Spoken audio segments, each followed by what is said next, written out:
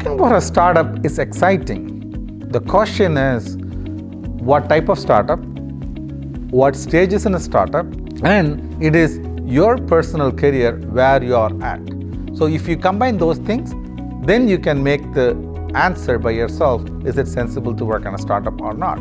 But oftentimes when you go on a startup, you should be thinking that you need to do everything you can from soup to nuts on the job. You cannot say, I don't want to do this, I don't want to do this, I don't want to do that, because there's not much opportunities to pick and choose what you want to do, which is a good thing in my opinion, because you will learn ton of skills. You'll be able to test yourselves what you like and what you don't like the most.